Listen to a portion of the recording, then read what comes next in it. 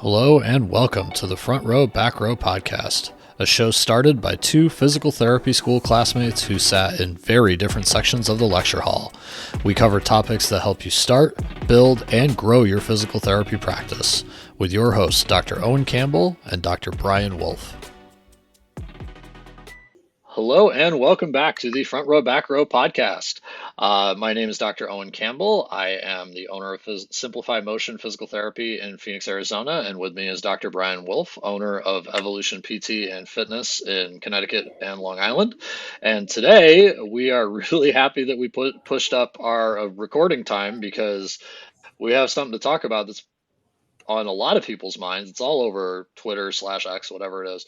And that's Achilles injuries. So, as most of you probably saw, or a good portion of you listening to this probably saw, Dre Greenlaw suffered a Achilles injury. I don't know if they've confirmed that it's a rupture yet, but something like that. You know, any physical therapist watching this will probably say it's a rupture. And that suffered in the first quarter of the Super Bowl last night when he was jumping up and down and then decided to run onto the field, and it just went on the guy. So I know we've all seen it, videos of other people, but man, you got to feel for that guy. Oh, it sucked. My first reaction was like, especially it's like once in the Super Bowl, you can spend your entire career getting there, right? And you finally get to the Super Bowl, you can't even finish the game and play, which sucks. So I felt for the guy. So my condolences and heart goes out to him. And then the other aspect of it is literally the last game of the season. So you and I know that the timetable of a 6 to 9 month recovery on this also probably puts the beginning of his training camp, preseason, even potentially into the season a little bit at risk for sure. So it just was a bummer on all sorts of fronts. So just super unfortunate. And that's just, you feel for the guy, you feel for the team, it changed strategies, all the stuff, and just all for something that was something he does all the time. It wasn't even in gameplay. It was just him running out onto the field. So really sad situation. So I really wanted to cover this topic. I wanted to cover it, honestly, before we even started this podcast because of the Aaron Rodgers injury in the beginning of the year. I mean, full disclosure, Brian is a Jets fan and I am a Bills fan, and we both had major players on each of our teams have Achilles injuries. I had Trey White, the starting cornerback, and of course everyone knows Aaron Rodgers and his Achilles miracle that never happened until they got mathematically out of the playoffs, and then all of a sudden he has a normal injury recovery timeline. Amazing how that happens.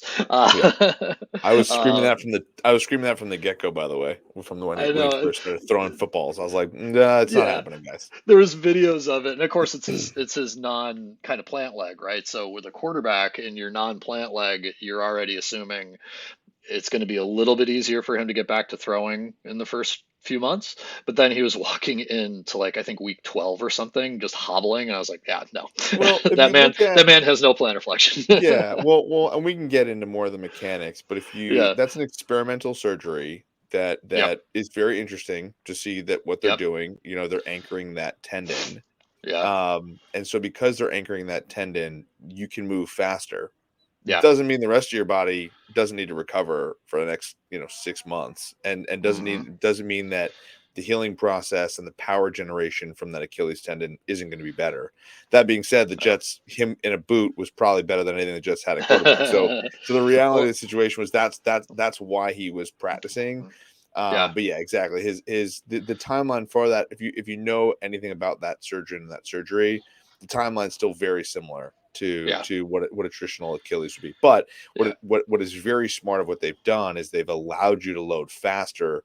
So in theory, on the back end of like a 6 to 9 month recovery, it should be closer to 6 months because now I don't have to worry about if I'm going to squat normally, I don't have to be in a boot. If I'm loading properly, I should be able to run a little bit sooner when I'm able to run and be a little bit more effective. Like there shouldn't be as much atrophy in terms of the hamstrings and quads and calf and some of the other aspects of the gait. So there should be a smaller lag time in that. Otherwise, the timetable is very, very similar still. And that's an interesting part here too. So the surgical recovery we can get into. I think that some of these timeline things are obviously going to be important. but it's and I hear this maybe on sports talk radio versus PT, but there's so many people coming up with all these different reasons why it could happen. So my theory really is that these guys are so dang powerful and so big that the Achilles just can't handle it, man. Like, just how much force can be produced from a body that size? They just aren't supposed to go that fast, right? And that could be everything from nutrition to training, all that. I don't think anybody's saying, well, somebody didn't do his heel raises, so that must be it, right? You got to look at Dre Greenlaw. He's 26. Right, it's not like he was an old man, in NFL parlance. He's a linebacker, right? So he does load it, but so does everybody on that field. And it was the first quarter of a game, right? Like, it wasn't a fourth quarter, sort of when we see these higher prevalence of ACL injuries when the quad is fatigued. It was the first quarter of the game. Everybody on that field had played, what, 20 games or something, however many it is prior to the Super Bowl. So it's not like he was any worse off than anyone else. It's just kind of freak thing. But that's my opinion on it, at least looking at Yeah. it as an informed, observer of why is this happening. Now, of course, I'm not a injury epidemiologist or anything, but I mean, I love to get like your opinion on what do you think this is. And also it's a fun fact for the listeners. One of the teams that you work for or work with, I should say, the NYCFC, I believe they play their games at MetLife Field, or at least I know you've been on MetLife They play Field so working with these yeah. people. So I've been on MetLife, but they don't play them at MetLife. They play at Yankee Stadium. Funny enough, as a baseball, Oh, so they okay. actually play at Yankee Stadium. And they play at Citi Field, but they've also played at Red Bull. So I've been to all the Okay. arenas, all those Okay. arenas. So yeah, to I'd your be point, interested to know what you think about the turf versus grass thing, yeah. when you have your athletes when you're dealing with them. I mean, I think in terms of the Dre Greenlaw thing. I mean, again, like it sucks because I've been around enough athletes and actually watched this happen like within 5 feet, kind of like what I'm sure the other athletic training staff and coaches all saw. This is legitimately, in my opinion, a total freak thing, right? Like he was Hmm. jumping, then went to run in the field and went into like an eccentric motion, like anything that honestly, like you would have run onto a field. We have adult memberships. I was joking with them doing box jumps today. They were putting more pressure on their Achilles than Dre was, right? Like that's just one of Yeah. those crazy things that, to your point, I lean more towards he's a super big, strong human being and Hmm. just got caught in a funky position and the thing Time snapped. It, time it, terribly. it just, yeah, it just sucks. There's no real other way to put it. I mean, I Mhm. think the load management stuff can definitely play into it, but you touched on his age. Like anybody over 30, we start thinking a little bit more about it. But at Mhm. 26, there'd be no red flags on Achilles in terms of the actual load management. These guys were off for 2 weeks, right? They had media Yeah. days, they had training and practices, don't get me wrong, but they're not going to be like in training camp 2 a days or 3 a days, where Hmm. you're just ramping people's loads up. They would have had like the way the load would work is the more that you adapt in that time frame, like over the season, the less likely an injury like this should occur. Now it's Yeah. crazy that it happened in the Super Bowl because it goes against all that contradiction, but that Hmm. that leans more towards the power aspect of it. And again, the Yeah. age was fine. As far as the turf versus grass debate, there's no doubt about it. I mean, if you look at the actual like incidence of injuries, like there is a higher incidence of turf, but it's not this gigantic difference. And Hmm. soccer is played on grass, so all of them play on grass. There are certain fields that are turf fields. Hmm. The big we have noticed internally at NYCFC, I've definitely noticed a few higher injury risks at turf. I Hmm. think it comes from several different factors. Yeah. One is your studs of your cleats or boots for soccer have a more highly likelihood of getting stuck or sliding. So Yeah. not responding the way you believe they should in grass. Yeah. So like that's the hardest part about turf is if I go to stick my foot in the turf and I turn a certain way and my foot doesn't catch the turf properly, I'll slide, Hmm. right? Which isn't good. Yeah. I've had other people who've gotten like slid tackled and they've gone to like stick their foot in a certain way and I remember one guy said to me, he goes like, when they put their foot on my foot normally would have gone away and with me, like Hmm. away from me, but instead I got stuck in the turf and therefore like I then created this injury. Yeah. So So but if you look at the thing that happened with Aaron Rodgers, like he got just stuffed into a forced dorsiflexion. Yep. So from that perspective, like that looked instantly like he tore his Achilles just based off of the moment of force. That had nothing to do with the turf. You know, your foot is going to be stuck on the grass or in the turf that way, right? So Yeah. I think that there's more injuries that occur in the turf that are probably smaller in nature, but also like obviously there's going to be the ACL. There's going to be the ones that are like, ooh, that was the turf that got caught just because his studs didn't actually fly out. We've seen.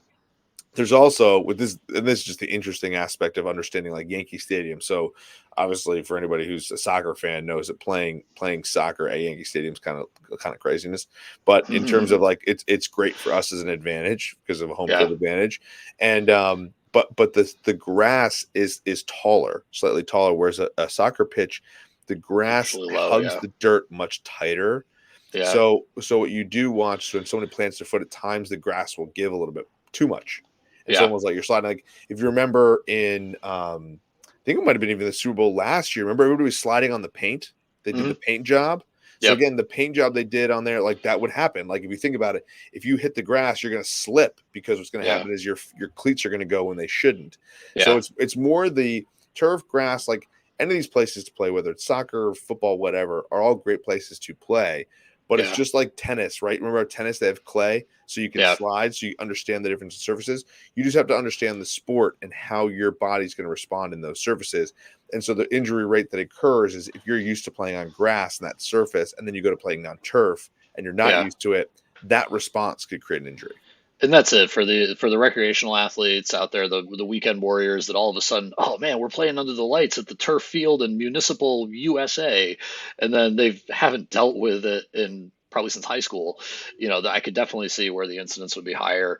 And I mean, with these professional athletes too, I mean, it's the same thing. You're counting on your body to do something and it doesn't do it. You're going to have compensatory muscle contractions that might cause either ligamentous injury or muscle strains, anything like that. But it's always been like the first thing that everyone goes to is it must be that team's field, and I'm sure it's a little bit more nuanced than that. Yeah, I mean, when you saw that injury last night, there was a great example. Like I did get text messages, oh, the turf again. I'm like, that had nothing to do with turf. Well, that was a grass field. Yeah, there you go. There you go. Las Vegas, they put it out in the sun just like Phoenix did last year at the Super Bowl. You put it out in the sun, let it bake for a while, and put it back in. Yeah, there you go. Yeah, so that was a grass field.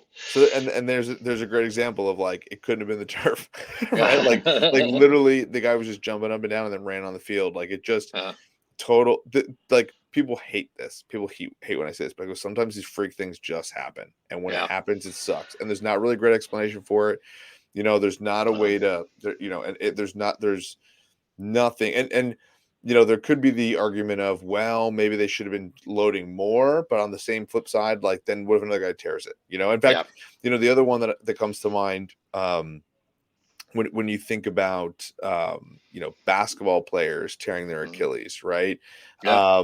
It's the exact same surface for everybody. Yeah, man. Like it's exactly. So when you think about, you know, Kevin Durant, like that's the one that I'm popping my head. Kevin Durant when he was with I think it was the Golden State, right? He was with Golden State still when he tore his Achilles. He was, he wasn't with the Suns, And I remember people asked me, they were like, well, he had a partial torn Achilles or calf strain and then he tore his Achilles, right? Like there's a great example too of that. Like there's actually research that shows you are less likely to fully rupture your Achilles if it's partially torn or strained.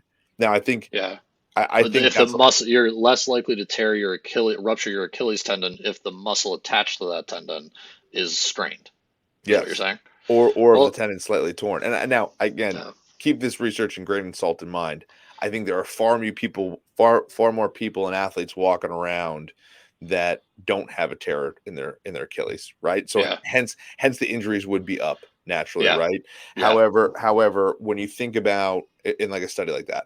However, when you think about someone who's got a partially strained like calf, that means that it's not like they have an elevated incidence rate. So therefore, if someone like you know, I remember reading on like Twitter at the time, now it's X, right? We're like roasting, why would they ever let him play if they thought he would tear it? I mean, one, I love how people act like in a do or die game like that I have the ability to tell Kevin Durant what to do. Number one, like I love that's what they think, and even or the the coach millionaire says, coach, or the GM, or the owner. Yeah. yeah, yeah. If Kevin Durant says, "I want to play, I can play, I want to go," then guess what? I'm probably getting overruled, Well, and so is any other your job person. is to patch him up at that point. Yeah, Is like, let's just get your through this. your job in that point is to get him as close to possible as you possibly can get him to actually do like win or do the Yeah. job, and that's called a sporting decision, not a health performance. Yep. There's nothing. I love this line, right, that I heard from one of my friends in Sports Forever. He was like, it's not our job to be at a New York City Football Club or New York Jets or you name the organization, right? Yankees, Yeah. whatever, right? Buffalo Bills. It's Yeah. not the physical therapist, athletic trainer, strength coaches to make the sporting decisions. It's their job Yeah. to optimize human performance. Yeah. And so if somebody says, "Hey, that's a sporting decision because we need that guy to play," totally get it, right? Yeah. Like it's not my job to do that. I'll do everything I possibly can to help them make the best decision they possibly can. But Mm-hmm. that's where I understand where my lane has to end because Um, it's just not what my job is. I'm yeah. not. There's Kevin Durant has forgotten more about basketball than I'll ever learn. So what? And same with those coaches. So why am I making Yeah. that call? You know what I mean?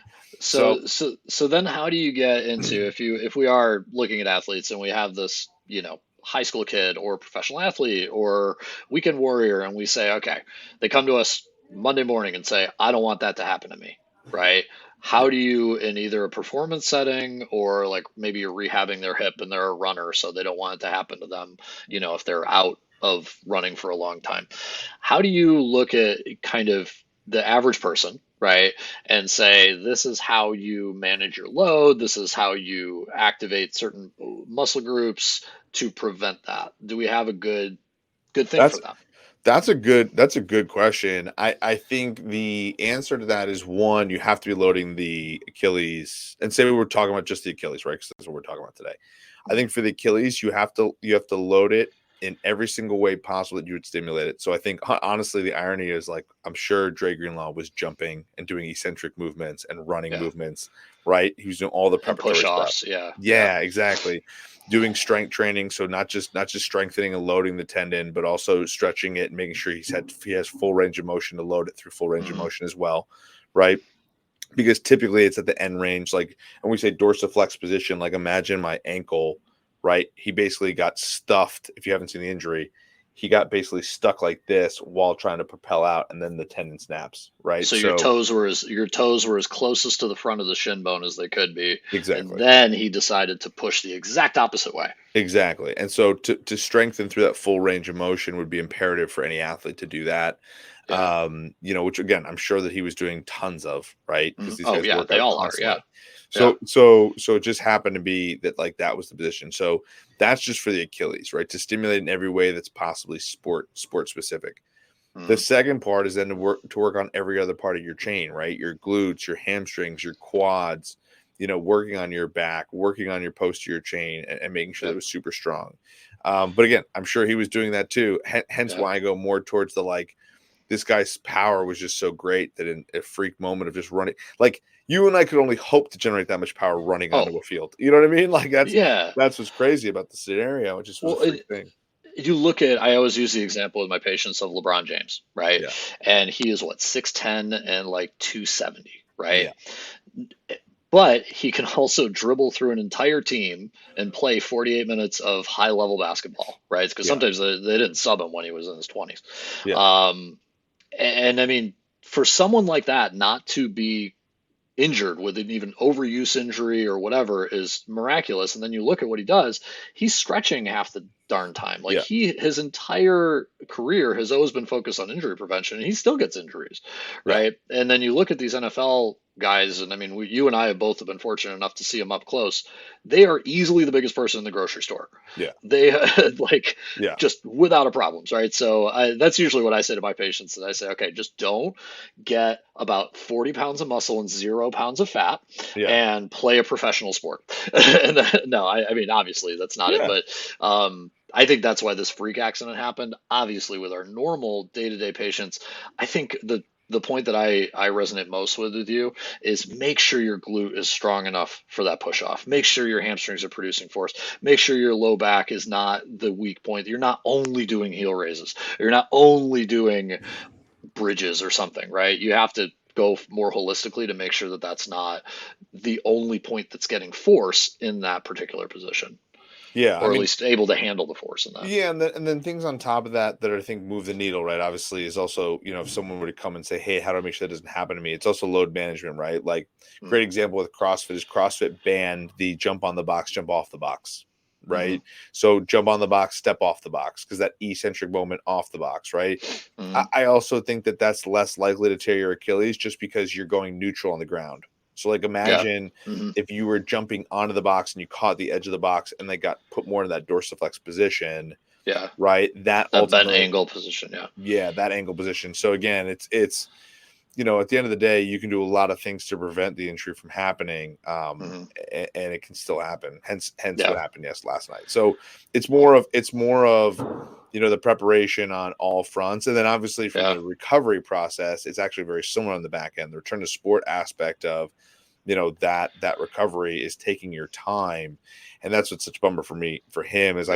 I know what he's going to go through all off season and what he's going to Yep. work to get back, and now Yep. it's gonna be a question coming to him in training camp, and it's going to be a question coming to him in preseason, and then Mm-hmm. into this beginning of the season. And so that key is going to be take your time and really work hard, because if you rush back a little too soon, now all of a sudden he's got the hamstring soft tissue injury and the Yeah. quad soft tissue injury. And I'm sure Yeah.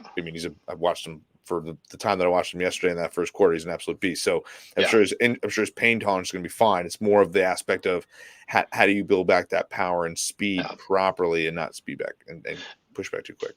And one of the considerations too, in that rehab program is a lot of times what we see with, I don't want to say failed Achilles reconstructions because they stay together. It's not like it Yeah. re-tears, but somebody who's an elite athlete or a high level athlete will not get back to the same exact performance or improve over time, right? Because I mean, this guy's getting paid millions of dollars to produce X amount of tackles a year and all that. That's what he wants to get back to, right? Yeah. He'll get back to running, he'll get back to jumping, but will he have that same power? And the biggest issue post-operatively is that you stretch it way too much, or you don't, that tendon is not allowed to get tight initially, right? And be able to be a nice tense tendon for him to then produce that force, right? A lot of athletes will say it feels like I'm running on a flat tire, right? When they push Yeah. off, that because they just have a little bit too much motion in that tendon to be able to produce the force. So it's something clinically we always have to watch out for, but that's part of the reason it takes so damn long is you need Yeah. to let it heal, right? And then build back your strength after you've let it kind of heal, or at least in that tissue, right? So there's all these things that, man, it sucks for him. I gotta say, like anybody who does it, but I mean, especially someone who has to come back to an elite position where everybody's asking you questions about it almost daily now. Yeah, dude, that was a great point to throw out there, right? Because, like, to your point, you actually want to let him get tight. That I Yeah. found that too. Like, you let them get super tight in the beginning because they Mm-hmm. can generate more power that way. It's like the equivalent of doing a bicep curl with your hand to your chest, right? You're the Yeah. strongest by your chest, and then if you're in too lengthened of a position, you're just Mm-hmm. at an active inefficiency. So to your Yeah. point, that's it. Is like letting him get tight and then slowly reintroducing that range of motion Yeah. until you're ready to rock. So yeah, it's a slow process because you've got to play it so delicately for sure. Yeah. Top tip for any physical therapist watching out there: it's not Yeah, great to get amazing range of motion right away with these patients. 100%. Do not let them get exactly. Do not increase motion off the bat. Right, like Yeah. great motion shouldn't. I mean, I don't like seeing great motion until 4.5 months out. Yeah. Then you can start having good motion. But other than Yeah. that, your motion should be crap for the first 3 months. That's good. Yeah, and it's weird, you think of, if you look at the shoulder, they talk about Bankart repairs and keep that guy tight. Don't Yeah, over loosen him too early. The average PT may not think that same way about Achilles, but then you got to think, okay, what's this guy want to do, right? He wants to get back to high level explosion. He needs a tight tendon to do that, right? yep, So it's yeah, just I thought it was probably one of my biggest keys when I'm rehabbing these guys 100%. or I, girls I or girls. I I totally agree. I totally agree. Both guys and girls. Yeah. Double check. I know, right? I got to make sure. Got to make sure. Yeah. I just wanted to get an episode out there just to talk about it. I know there's probably going to be a lot of stuff going on, either in the Twitterverse or just it's probably already been on First Take already. Yeah. They probably had about 8 PT. Well, they don't usually interview the PT. You ever notice that they interview the Yeah. surgeon? Yeah. Exactly. They interview a bunch of other people, but I mean, nevertheless, it's Yeah. from us. It's good luck to Dre Greenlaw. It sucks, and we feel for you, man. Good Oh, luck. absolutely. Absolutely. Yeah. Oh, boo. All right. Well, that's all I got for today. I would encourage anybody to leave a comment if they got any questions about this, if they want to talk about it anymore. Happy to discuss. Like I said, we both have our websites. It's listed in the description, so hit us up if you want. All right, man. Sounds good. Awesome, man. See Another one in the book. you. See you later. Sounds good, man. See ya.